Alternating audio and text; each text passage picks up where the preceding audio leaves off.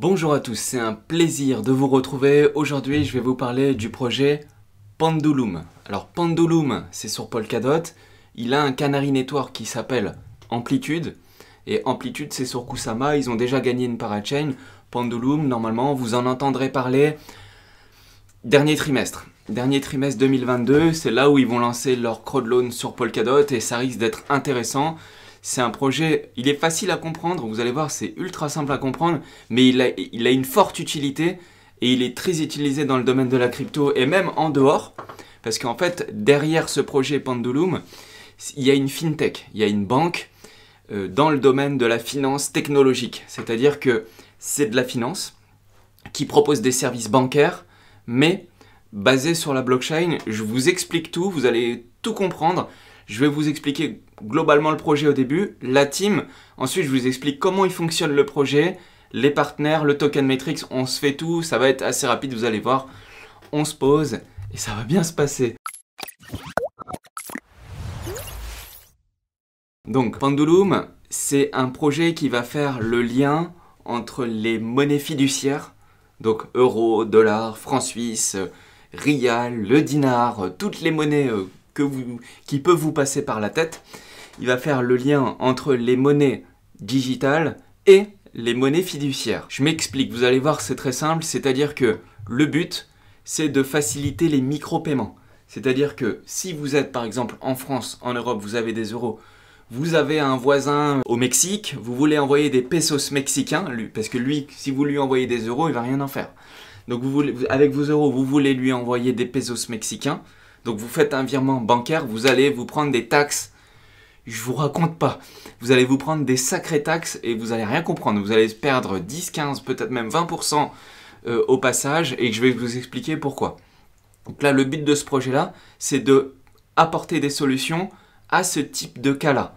Et c'est déjà le cas aujourd'hui puisque derrière ce projet-là, qui est Pendulum et donc sur Kusama Amplitude, derrière il y a Satoshi Pay. Satoshi Pay, c'est une entreprise qui apporte des services aux entreprises pour pouvoir faire de la finance, des services financiers entre différentes entreprises ou même aux particuliers dans le domaine des micro-paiements. Et aujourd'hui, ils utilisent déjà la blockchain. Donc ils ont cette société-là, Satoshi Pay, et ils ont un service qui s'appelle le D-Transfer, D-Transfer. Et dedans, vous pouvez envoyer de la monnaie à qui vous voulez. Donc si vous ne connaissiez pas, bah écoutez, c'est le moment de s'y intéresser. Si vous avez de la famille à l'étranger ou vous vous faites massacrer à chaque fois que vous envoyez de la monnaie par les services comme MoneyGram ou Western Union qui vous slip toute votre monnaie, bah écoutez, là c'est très simple. Vous pouvez envoyer facilement grâce à D-Transfer. Et comment ça fonctionne? Ça fonctionne de la manière suivante.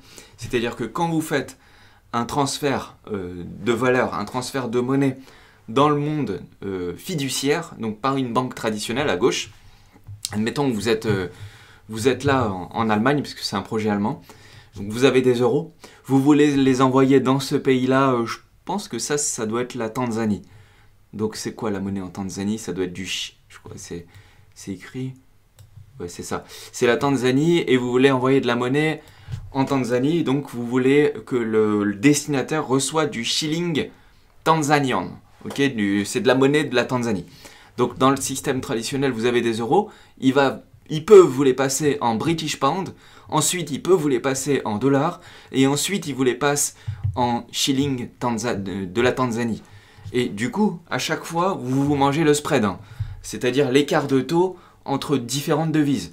Donc euro, pound, dollar, Tanzanian shilling. Et donc vous avez 3 transferts différents. À chaque fois, vous mangez le spread plus les commissions bancaires. Et je peux vous dire, les commissions bancaires, c'est quelque chose dans ce domaine-là. Je parle en connaissance de cause, ça fait très mal. S'il y en a qui veulent témoigner et qui envoient de la monnaie dans les pays étrangers, faites-le, faites-vous plaisir dans les commentaires si ce que je dis est vrai. Et du coup, là, le service qui est proposé par D-Transfer et la société Satoshi Pay, qu'est-ce que c'est? C'est-à-dire que vous avez des euros en Allemagne ou en France, hein, c'est pareil. Vous avez des euros, vous voulez les envoyer en shilling de la Tanzanie. Mais en fait, vous passez par le système de D-Transfer et il vous les envoie direct. Et là, il n'y a pas de conversion de euros à pound, de pound à dollar et de dollar à tanzanian où vous bouffez le spread plus les commissions bancaires. Et à la fin, ça représente des gros montants. Donc comment ils font ça? Ça, je vous l'expliquerai après, comment ils font ça. Et ça sera aussi l'objet de Pendulum et de Amplitude. Donc ça, maintenant que vous savez ce que c'est le projet, je vais vous présenter la team. Parce que comme d'hab, dans un projet, on fait team, projet, token metrics. Donc maintenant que vous savez ce que c'est Pendulum et Amplitude, ou grosso modo ce que c'est, ben je vous présente la team et derrière je vous fais le descriptif du projet pour vous expliquer comment ils font ce que je viens de vous expliquer. Parce qu'en fait c'est un produit qui existe déjà et le produit il existe depuis 2014. Alors notez bien que 2014 c'était avant la création d'Ethereum. Ça veut dire que quand ils ont fait ça, à la base ils le faisaient déjà avec le BTC. Donc, mais le truc c'est qu'avec le BTC il y avait des frais qui étaient beaucoup trop gros. Donc c'est pas grave, ils ont quand même fait ça. Depuis 2014, ils le font et il y a des transferts. Hein. C'est quelque chose qui est utilisé aujourd'hui.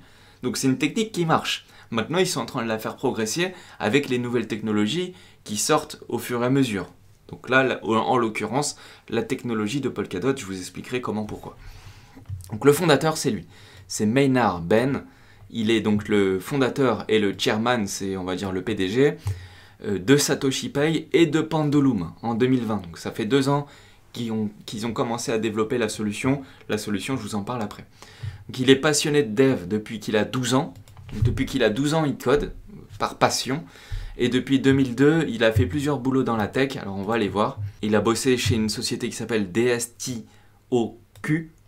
Il a bossé chez MXC, donc le futur de l'IoT. Donc là, c'est de l'Internet of Things, c'est des objets connectés. Et si vous regardez bien, à chaque fois, il a bossé dans des projets sur Stellar. Stellar. Ensuite, il a créé Pendulum et Satoshi Pay, il l'a fait il y a 8 ans, donc comme je vous l'avais dit, en 2014. Donc notez que, à la base, ils ont, sur Satoshi Pay, commencé avec le BTC. Une fois que Stellar est sorti, bah, ils ont mis leur projet sur Stellar, sauf qu'ils sont contraints par En fait, ils ont les contraintes de la blockchain Stellar et du coup, ils passent sur Polkadot pour améliorer leur projet au même titre que Noodle, par exemple. Ils ont fait à peu près la même chose au niveau du processus de changement de blockchain. Donc lui, c'est le fondateur. Il y a 2 fondateurs en réalité. Il y a lui aussi, qui est Alexander Wilk. Et Alexander Wilk, lui, c'est le co-founder. Donc c'est le co-founder et il est aussi CEO, donc c'est le PDG et co-founder. En fait, il y a 2 PDG, il y a 2 CEO.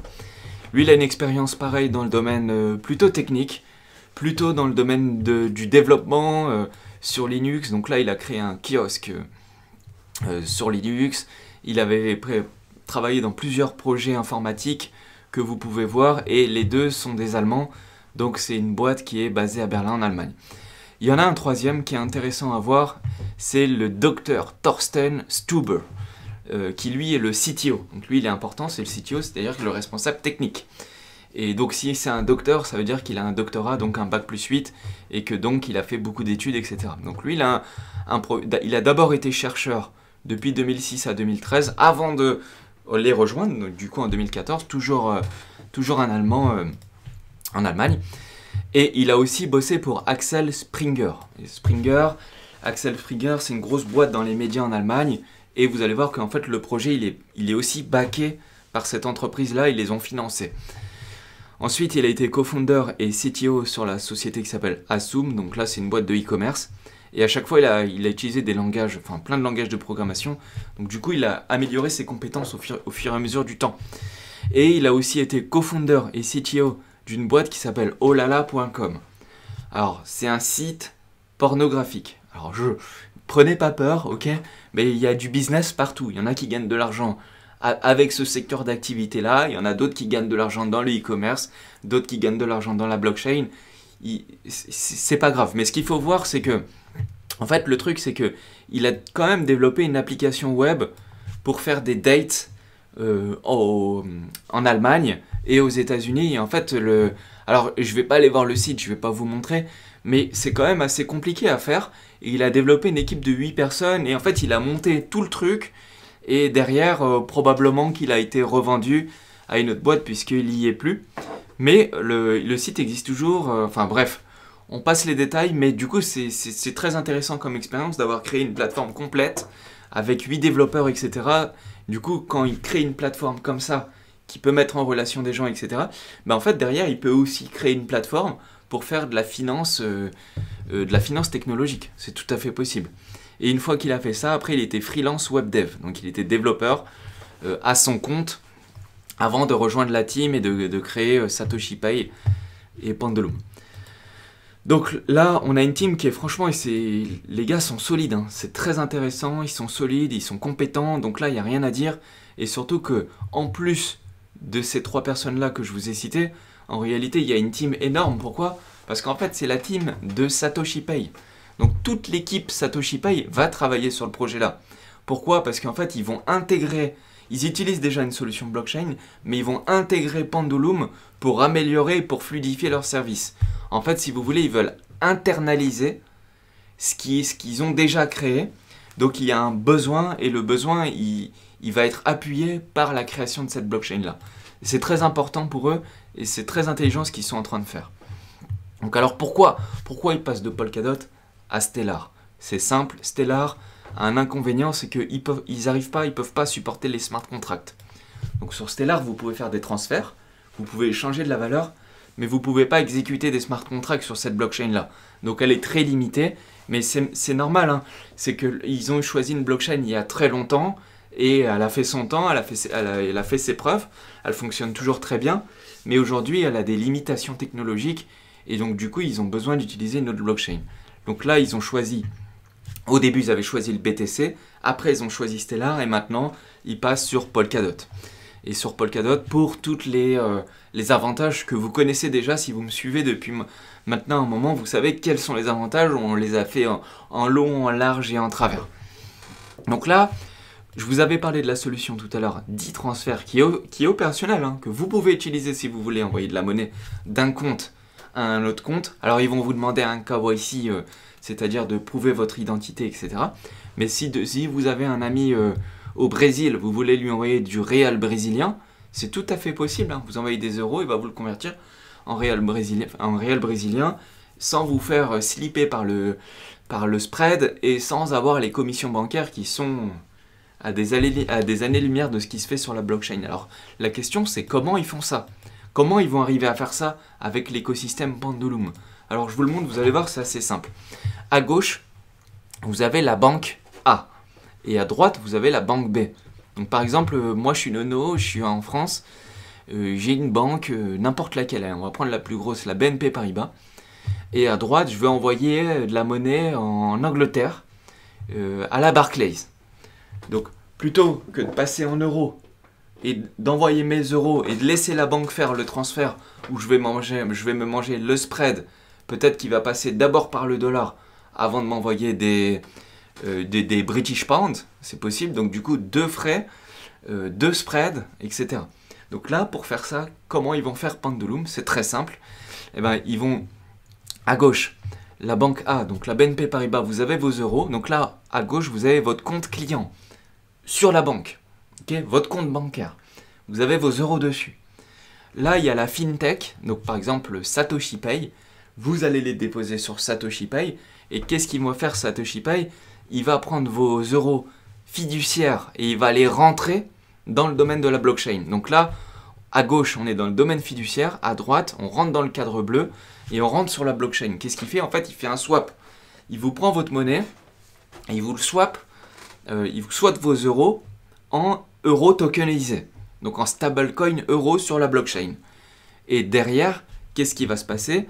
Il va envoyer vos euros sur un AMM-DEX, donc sur un échange décentralisé, qui est spécialisé dans les stablecoins fiduciaires, donc des stablecoins euros, des stablecoins dollars, des stablecoins British Pound, des stablecoins Mexican Pesos, des stablecoins Yen, des stablecoins Rial, des stablecoins, ce que vous voulez, shilling tanzanien. Et dedans, il va juste faire un swap.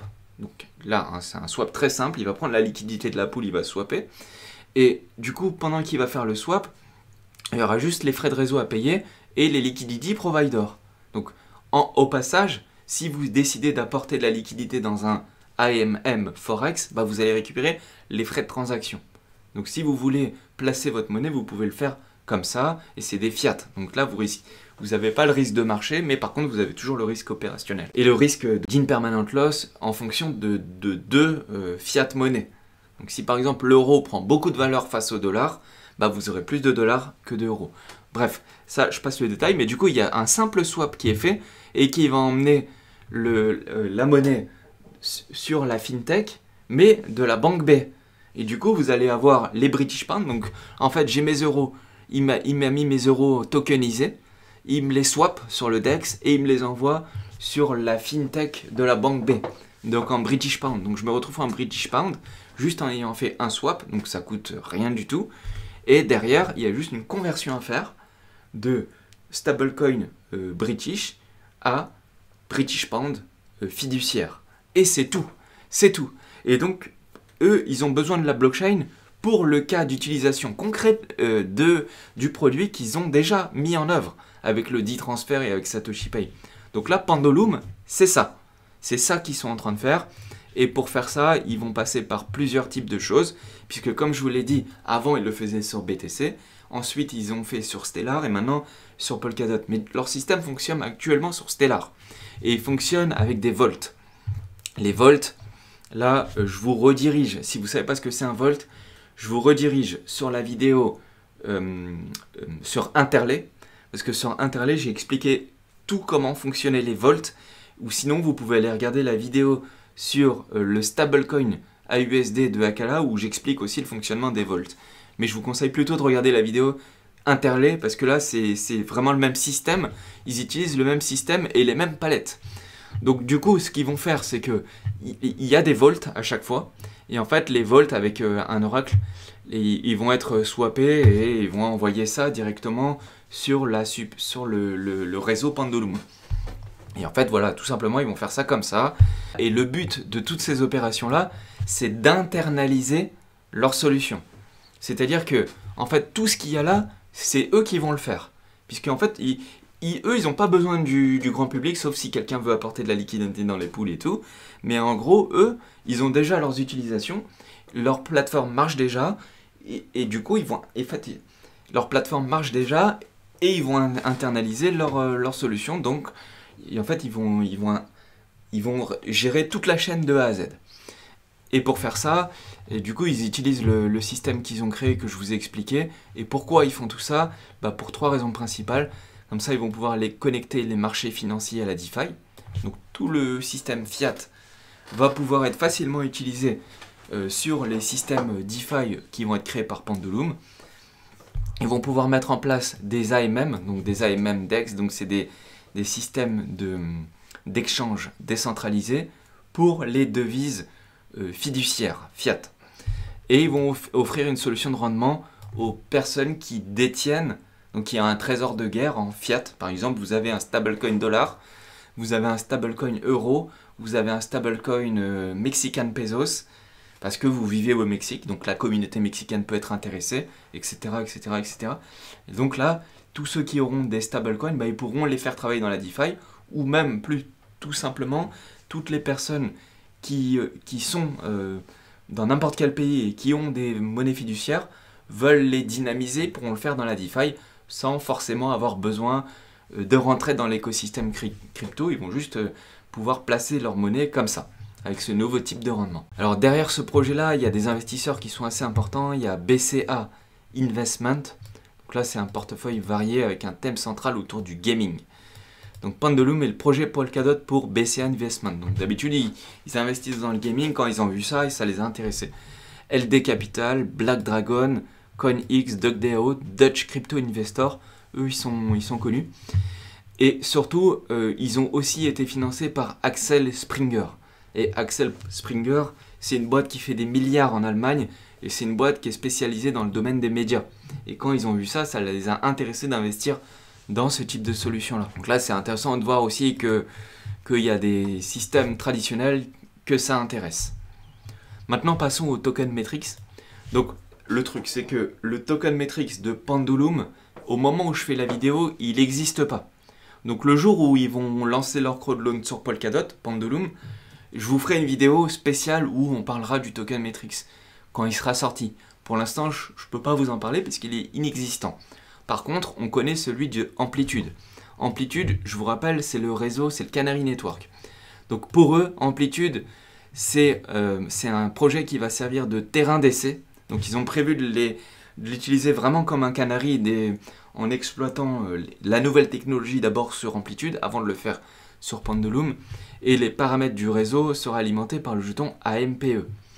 Et du coup, il y aura des conséquences concrètes, financières, avec ce projet-là. Donc s'il fonctionne, il pourra fonctionner et sur Pendulum et sur Amplitude. Sur Amplitude, il y aura 200 millions de tokens, donc 200 millions de jetons. Et ce qui est intéressant, c'est que là, il n'y a aucune inflation. Il n'y a aucun token qui sera créé après le lancement. Et la diffusion de ce token-là, ils l'ont restreint très fortement. Alors là, on voit qu'il n'y a rien pour la team, il n'y a rien pour les investisseurs sur Kusama. Il y a crowdloan, 30%. Alors, en réalité, ils ont distribué que 10% pour la première crowdloan parce qu'ils comptent renouveler avec les prochains fonds. Donc, ils ont gardé 20% pour plus tard, donc qui ne sera pas utilisé. 10% pour du marketing et 60% pour le protocole et l'écosystème. Donc là, il faut creuser qu'est-ce que c'est que ces 60%. Et là, ils expliquent ce que c'est les 60%. Il s'est divisé en 1, 2, 3, 4 parties, dont la plus grosse, c'est l'écosystème développement. Donc, ils vont pouvoir utiliser ces fonds pour développer leurs solutions. Ils vont garder 20% de ces 60-là en liquidité incentive. Donc, tous les DEX fiat dont je vous ai parlé, bah là, ils vont pouvoir utiliser des jetons pour récompenser les personnes qui veulent mettre leur fiat en liquidité, en liquidité dans ce DEX-là pour pouvoir fluidifier le service qu'ils utilisent sur Satoshi Pay et sur D-Transfer. Et 30% pour le stacking reward. Donc là, en fait, au lieu d'avoir une inflation pour récompenser les personnes qui stake, là, ils ont prévu des jetons pour récompenser les personnes qui vont staker et qui vont sécuriser le réseau. Parce que le jeton, c'est un token natif, et donc il va servir à sécuriser, à faire fonctionner la blockchain. Donc l'utilité du jeton, ça sera les frais de transaction. Alors là, le jalonnement, c'est une traduction, ça veut dire staking. Donc les frais de transaction, le staking, et le pouvoir choisir et de voter sur la gouvernance sur la chaîne. Et par rapport à la gouvernance, dessus, on va pouvoir voter sur des systèmes qui vont mettre en place, donc notamment par exemple la cotation des actifs. Par exemple, mettre le shilling tanzanien, est-ce qu'on le met sur le DEX, oui ou non? Bah là, pour ça, il faudra voter, il y aura une gouvernance pour voter si on liste un jeton, et s'il y a trop peu de liquidité sur un jeton, dans ce cas-là, ce qu'ils vont pouvoir faire, c'est le retirer aussi. Ça se fera par vote de la communauté. Distribution des récompenses, pareil, vote de la communauté. Modification des paramètres mis à niveau technique, pareil, vote. Frais de transaction. Parce qu'en fait, alors il y a une partie des frais de transaction de la blockchain qui seront pour l'utilisation du réseau et qui seront applicables lors de toute transaction. Donc à chaque fois qu'il y a une transaction, il y a des frais qui vont être brûlés. Et ces frais, ou brûlés ou pas, hein, le mécanisme de burn, c'est pas forcément du brûlage. Ça peut être tout simplement un transfert de jetons. Donc il y a une partie des frais qui va être transférée et répartie dans la trésorerie de la communauté, dans les récompenses et dans d'autres actions. Ça, c'est important de le noter. Après, on verra quand Pendulum, ça c'est pour Amplitude, mais quand Pendulum sera sorti, on verra quel sera le détail. Concernant la roadmap, donc là, ils ont bien avancé. Maintenant, on en est au 3e trimestre. Ce qu'ils ont fait, c'est ils ont fait leur Kusama Parachain, ça ils l'ont eu. Écosystème Grant, ça ils l'ont eu par Polkadot. Spacewalk, Palette Relays, ça c'est bon. Alors, oui, en parlant de ça, c'est très important que je vous en parle. C'est qu'ils ont aussi d'utiliser des bridges, puisque vu qu'ils sont actuellement sur Stellar, comment ils vont faire pour envoyer des jetons de Stellar sur leur blockchain Polkadot? Ben en fait, tout simplement, ils vont utiliser un bridge. Et le bridge, c'est le bridge Spacewalk, et c'est eux qui l'ont développé avec, il a été construit par le Substrate, avec des bases de Xclaim et de Interlay. Donc le bridge, il est sécurisé. Le bridge Spacewalk qui va faire Polkadot et Stellar, il est sécurisé. Et ils ont aussi prévu d'utiliser le bridge qui est développé par Octopus Network et par Astar Network. Donc là, c'est un bridge Polkadot Cosmos. Ils ont prévu de l'utiliser, celui d'Octopus Network. Donc là, on voit qu'ils avancent par rapport à ça. Et le bridge est prêt. Leur DEX, le white paper de leur DEX et fait maintenant le Forex AMM prototype. Il sera au 3e trimestre, donc c'est en ce moment. Et au 4e trimestre, ils vont lancer leur DEX. Donc c'est là à la fin de l'année, ils vont lancer le DEX et ils vont faire leur Polkadot Mainnet Launch. Donc Pendulum, vous allez en entendre fortement parler. À la fin de l'année, ils risquent de faire du bruit et ça sera très important de voir ce qui va se passer avec eux. Voilà, j'espère que ça vous a plu. Si ça vous a plu, envoyez un maximum de... Bam, un maximum de pouces. C'est un gros boulot, hein. Vous vous rendez pas compte, je vous le dis, mais franchement, c'est un gros boulot, les vidéos de news. Enfin, les vidéos de projet. Donc, si ça vous a plu, envoyez un pouce. Si vous êtes nouveau, vous venez de découvrir Pendulum, la présentation vous a plu, vous voulez soutenir notre travail, abonnez-vous, appuyez sur la cloche. Vous pouvez commenter ce qui a été fait. Sinon, comme d'hab, on les dispose sur Twitter, Discord, Telegram. Telegram, c'est un Telegram d'entraide, donc vous pouvez poser toutes vos questions sur tout l'écosystème. Il y a toujours quelqu'un pour répondre. Avec plaisir, je vous dis à la prochaine. Salut à tous, c'était cool, ciao.